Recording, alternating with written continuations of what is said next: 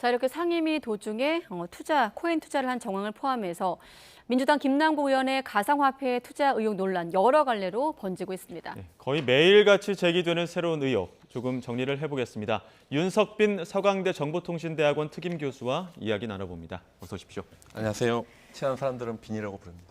예, 네, 알겠습니다. 방금 전에 저희 리포트 나갈 때도 저희도 조금 리포트를 여러 번 봤습니다만 디파이라든지 탈중앙화 거래소 이런 개념을 잠깐 여쭤봤는데 그런 의혹에 대한 이해를 돕기 위해 오늘 교수님을 모셨고 하나씩 질문을 드리겠습니다. 일단 큰 틀에서 지금 나오고 있는 언론 보도를 좀 종합해 봤더니 결국 지금 민주당에서 매각을 권유했습니다만 그것보다는 일단 가상 자산을 많이 보유했다는 자체보다는 언제 투자를 했느냐, 보유 시점, 그리고 투자 경로 이게 핵심으로 보이는데 맞습니까? 예, 맞습니다. 그러니까 거기에 대해서 어떻게 이거를 받게 됐고 네. 거기에 대한 트래킹되는 부분이죠. 예. 어떻게 흐름을 봤어야 되는데 네. 그런 것들에 대해서 아까 말씀 명확하게 사실은 블록체인이라고 하는 것은 온라인, 오프라인 많이 들어보시잖아요. 그런 것처럼 온체인, 오프체인이 있습니다. 네. 블록체인이 있는 게 온체인, 아닌 게 오프체인인데 온체인 데이터가 다 아까 뉴스에 나왔지만 다 올라가 있기 때문에 네. 그것들에 대해서 정확하게 밝히셨어야 되는데 그런 것들이 약간 포인트들은 약간 이제 지갑 주소를 가렸지만 네. 아까 말씀드린 1,300개 정도 넘긴 그 데이터를 다 분석을 해서 아직은 확정된 건 아닙니다만 보도에서 나와 있는 모든 것들이 만약에 그것이 김남국 의원의 것이라고 하면 굉장히 많은 의혹들이 좀 제기가 될 수 있을 예. 거라 예상됩니다. 전반적인 이해를 돕기 위해서 출발점으로 다시 한번 돌아가 보도록 하겠습니다. 네. 이제 김남국 의원의 가상화폐 투자 의혹이 불거진 게 금융정보분석원 FIU가 김남국 의원의 어떤 코인 거래 내역을 이상 거래로 판단해서 검찰에 통보를 했단 말이죠. 어떤 부분이 이상 거래였다고 지금 예측이 됐던 걸까요? 현재 지금 가상자산에 대한 부분들은 1,000만 원 넘는 건 다 분석하게 돼 있습니다. 예. 그렇기 때문에 무조건 그 부분들은 이렇게 저기 자막에 나와 있지만 그런 것들에 예. 대해서는 FIU에서도 그렇고 모든 이상 거래, 그러니까 예. 금액이 1,000만 원 이상. 근데 1,000만 원은 자동적으로 보고가 되지는 하지만 그게 자동적으로 검찰에 통보되는 부분은 아니지 않습니까? 그렇죠. 근데 워낙 액수도 컸고요. 예. 그리고 너무 시점에서 이게 또 거래에서 거래소긴 합니다만 네. 이 거래가 너무 많은 양의 토큰이 한꺼번에 되기 때문에 그런 것들에 대해서는 현재는 이제 국민정보분석원에서도 그렇게 법적으로 아직은 저희가 진행 중에 있긴 한데 이상 거래처럼 이런 것도 너무 금액이 크다. 그리고 단 시점이 됐기 때문에 그런 것에 대해서 보고를 하게 돼 있습니다. 자, 예. 금융당국의 판단도 들어갔을 겁니다. 형사사건 관련성이 있다고 판단했기 때문에 검찰로 정보를 넘겼다라고 밝히고 있거든요. 그 판단의 배경을 한번 본다면 어떤 게 있을까요? 이게 이제 약간 이제 부정에 대한 거래인 건지 네. 이게 약간 전체적인 일반적인 이렇게 트래킹 될 수 있는 부분에서 이것들이 예. 이제 정상적인 거래인지 아닌지에 대한 것들을 사실 그것들은 나중에 이제 법적인 부분이긴 합니다만 네. 또 이상 금액에 대한 부분들에 대해서 일단 보고를 하게 돼 있습니다. 예, 의혹 불거지고 나서 김남국 의원이 지금 위믹스라는 코인 이 보유한 어떤 입장문을 냈었는데 네. 여기서 이제 그 거래 시점이나 구체적인 보유 내역 이런 것들 공개하지 않다 보니까 의혹을 계속 낳고 있는 것 같아요. 예, 맞습니다. 아까 처음에 온체 오프체처럼 예. 지갑을 주소를 밝히셨으면 됐는데 예. 그걸 밝히지 않으셨는데 그 시점에 대한 것들을 이제 1,400개 정도 됐는데 그걸 다 분석을 해서 이제 거꾸로 역추적을 해서 나온 겁니다. 아까 뉴스에 나온 것처럼 네. 거기는 시점이라든 왜냐면 마치 엑셀 시트 다 데이터가 나오기 때문에 그런 부분들에서 숫자라든지 이게 어느 거래소인지 그리고 클립 그리고 비썸에서 업비트 넘어가든 모든 내역들이 나오게 된 건데 사실 그것들을 김정일이 밝힌 건 아니셨는데 그 사실은 거기에 대한 1,300개 넘는 주소를 거꾸로 역추적해서 아직은 확정된 건 아닙니다만 네. 보도 아까 YTN 보도 나왔지만 그런 것들이 만약에 이게 김남국 의원 거래 확정이 된다고 하면 말씀하셨던 여러 가지 뒤에 또 말씀드리겠지만 네. 의혹들은 굉장히 많이 나올 거라 예상이 되고 있습니다. 아, 그렇군요. 자, 보유 시점과 투자 경로 핵심 쟁점인데 그걸 이해하려면 일단 코인 지갑에 대한 좀 이해부터 해야 될 것 같거든요. 마침 YTN이 김남국 의원의 것으로 추정이 되는 코인 지갑을 분석한 결과를 앞서 보도했습니다. 지금 다른 언론을 포함해서 언론에 등장하고 있는 추정되는 지갑까지 포함하면 여러 개인데 어떤 과정을 통해서 이렇게 개인의 코인 지갑을 추정할 수 있는 겁니까? 부분은 이제 쉽게 말씀드리면 예. 지갑이라고 하는 건 마치 은행에서 계좌번호 있잖아요. 네. 마치 그러니까 쉽게 설명을 드리면 은행 계좌번호는 누구한테 알려주잖아요. 네. 그러니까 지갑이라고 하는 것은 은행 계좌번호로 생각하시면 좋을 것 같습니다. 예. 그래서 은행 계좌번호에 대한 부분들은 이제 그것들은 사실은 은행하고 물론 은행 내역을 보려면 이제 여러 가지 법적인 조치가 있어야 되는데 네. 블록체인은 다 공유되고 투명하게 돼 있거든요. 예. 그렇기 때문에 그 주소만 알면 다 역추적을 할 수 있습니다. 아, 자, 그러면 가상자산의 경우 개인 어떤 지갑 주소만 특정할 수 있으면 거래를 그럼 들여다볼 수 있는 겁니까?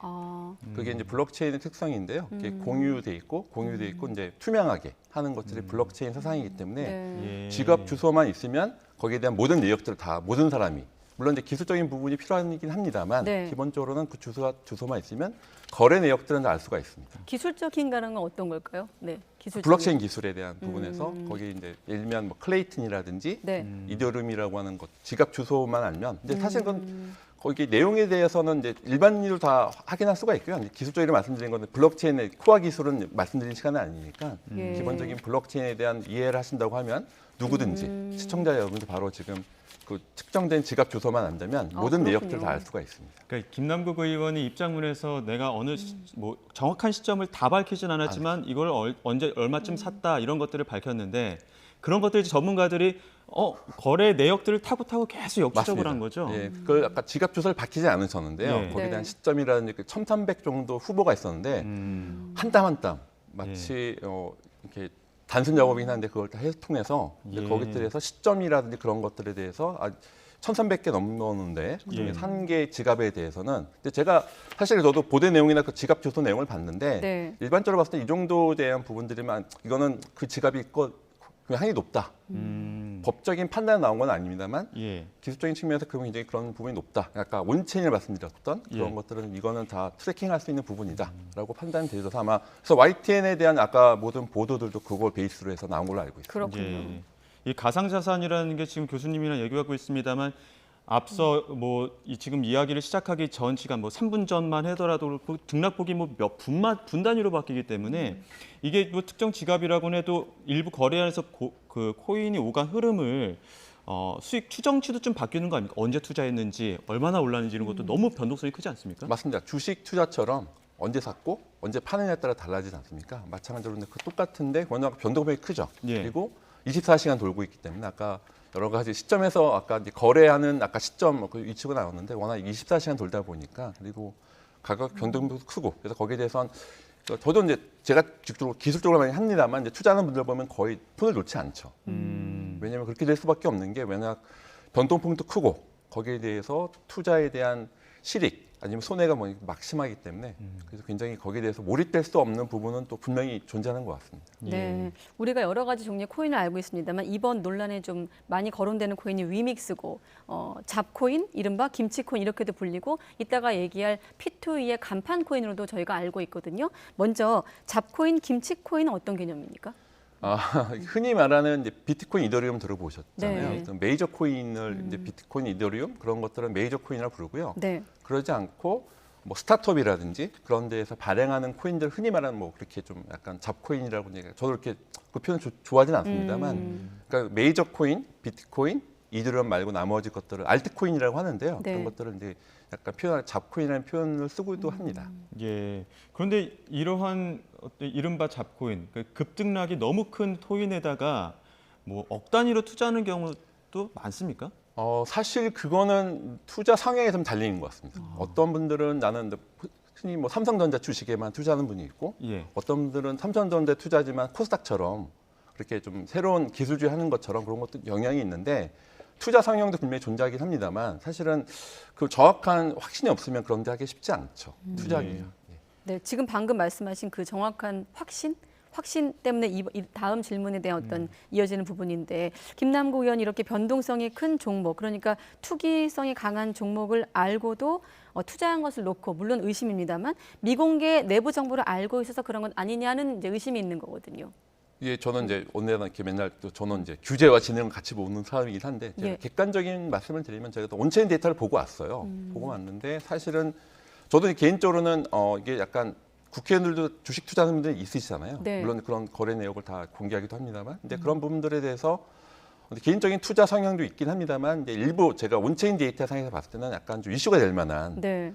클레이 페이라든지 약간 대두되고 있는 예. 뒤에 또 P2E 게임 코인이라 그런 것들은 굉장히 변동폭도 크고 사실은 내부자 거래나 이제 그런 정확한 확신이 없으면 투자하기 어려운 부분이 분명히 존재하는 건 맞는 것 같습니다. 그럼 이해 충돌 부분도 있고 그 말씀하셨던 위믹스 외에 다른 뭐 P2E 그 관련 코인들도 좀 거래했다는 의혹들도 나오고 있거든요. 네, 어떤 코인이고 어떤 의혹인지 좀 네, 왜냐하면 그렇죠. 말씀하신 대로 아까 지금 박 앵커가 얘기한 대로 이 부분이 이해충돌 논란을 좀 일으키고 있는 부분이거든요. 이제 2021년도에 발의했던 법안과 맞물리면서 그때 보유를 했느냐 안 했느냐가 이제 쟁점이 되면서 설명을 좀 부연 설명이 필요한 대목이라서요. 예. 예, 저 이렇게 신중히 말씀드려야 될 것 같긴 한데 예. 포인트를 말씀드리면 기본적인 부분들에서 아까 P2E 게임 코인도 있었고 그리고 여러 가지 아까 디파이나 이제 탈중앙화된 금융 거래들이 있었는데 네.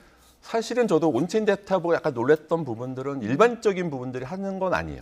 일반적인 분들은 비트코인이나 이더리움처럼 네. 그냥 보유하고 그리고 또 적정 시점에 팔고 근데 약간 디파이 이자 개념도 들어갈 수 있는 것도 제가 좀 놀라긴 했는데 그런 것들을 액티비티가 보이긴 했습니다, 사실. 네. 그리고 여러 가지 다른 뭐 위믹스 게임 말고도 다른 이제 게임 코인들도 거래하는 내역들도 있었고, 그러니까 뭐 탈중앙화 금융 여러 가지 액티비티들 자체가 사실은 나중에 이제 전제 조건은 그것들이 뭐 김남국 위원회 코인 주소야라고 확정이 되긴 했습니다만 그 전제 조건이 필요하긴 합니다만.